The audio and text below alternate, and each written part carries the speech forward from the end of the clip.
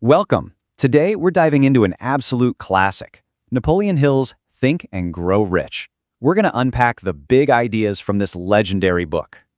So right from the get-go, Hill doesn't start with some dry lecture. He hits you with this personal story. He's basically saying, I was hungry, and I still am, but not for food, for knowledge. This really sets the tone, right? It tells you this book is about way more than just making money. It's about what's going on up here, in your mind. All right, so Hill's first big idea is this. True wealth, real success, it all starts inside your own head. It's about winning that inner battle. You have to learn to trust your own mind, no matter what anyone else says. And to prove this point, he just floods you with examples of people who made it big because they ignored what the experts told them. I mean, look at Thomas Edison. His own teacher basically said his mind was addled, scrambled, and kicked him out of school. And this just lays it out so clearly, doesn't it? On one side, you have the expert opinion, this kid's a lost cause. And on the other, the reality, he literally lit up the world. It just goes to show you that what other people see as a flaw might actually be your greatest strength. And you see this pattern again and again. A music teacher told a young Madame Schumann-Heink to just forget singing and go back to her sewing machine. Seriously. But she didn't listen. She trusted her own mind. And guess what? She became one of the greatest opera singers ever. Imagine what the world would have missed if she'd listened to that teacher. And this was super personal for Hill too. His own family had written him off. But his stepmother, she saw something different. She believed in him. And that one person's belief was the spark that set him on his entire path. So, what's the big takeaway here? It's that your belief in yourself isn't just a nice thought. It's the absolute foundation for everything you're going to build. Okay, so you've taken control of your mind. You're not letting doubters run the show anymore. So what's next? Well, now you have to give that powerful mind of yours a mission. You have to point it at a very specific target. And this isn't just for small goals. Hill applied this on a massive scale. He actually worked with Manuel L. Quezon, who had this, seemingly impossible dream to free the Philippine Islands and become their first president. Hill gave him a specific system to turn that huge dream into an actual plan, even with a world war and everything else standing in the way.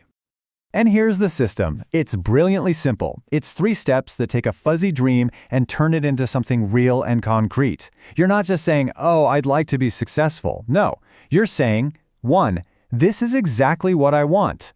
2, this is when I'm going to get it. And 3, you build a mental fortress around that goal with a daily affirmation. It's a game changer.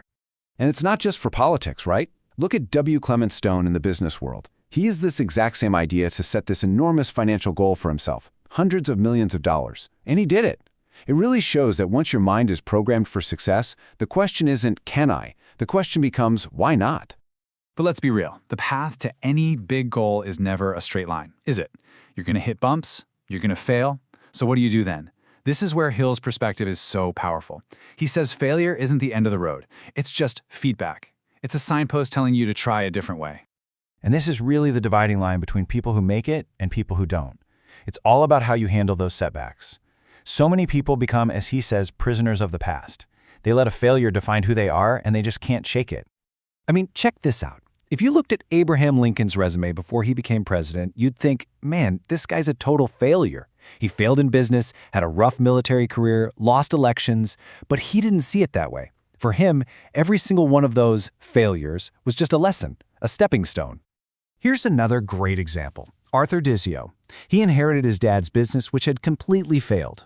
Most people would just walk away, but he saw it differently. He saw the lessons in that failure, applied new ideas, and turned it into a $5 million success. And that's the core idea, right there. Every setback, every bit of adversity contains the seed of an equal or even greater opportunity. You just have to look for it. This whole idea of seeing opportunity in failure leads us right into another one of Hill's big principles. He calls it the law of compensation. And it's a really profound idea, but it boils down to something simple. The universe keeps a balanced ledger. What you put out is what you get back. And Hill lived this. He tells a story about giving a lecture for free just to help out a friend, a totally selfless act. But from that one act, a whole chain reaction started. Someone in the audience connected him to a publisher, and that publisher's secretary, she ended up being his greatest partner in life and work for over 20 years. He gave value without expecting anything, and the universe returned it to him 1,000 times over. So how do you actually use this law? Hill's advice is simple. Go the extra mile. Always give more than people expect. Deliver better service than you're paid for. Learn more than you have to. It's about creating a surplus of value, knowing that it will come back to you.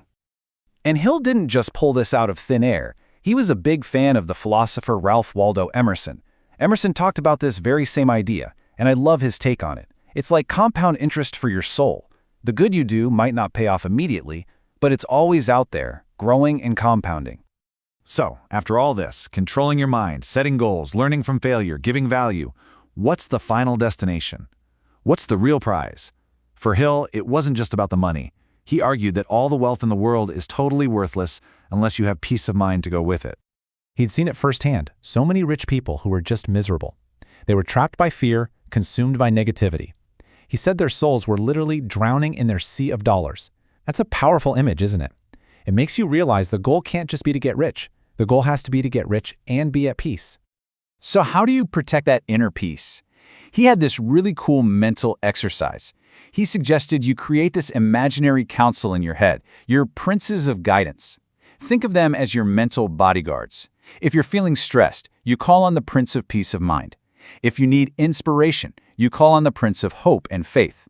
It's a way to consciously manage your inner state. And how do you pay these invisible guides for their help? It's not with money. It's with gratitude.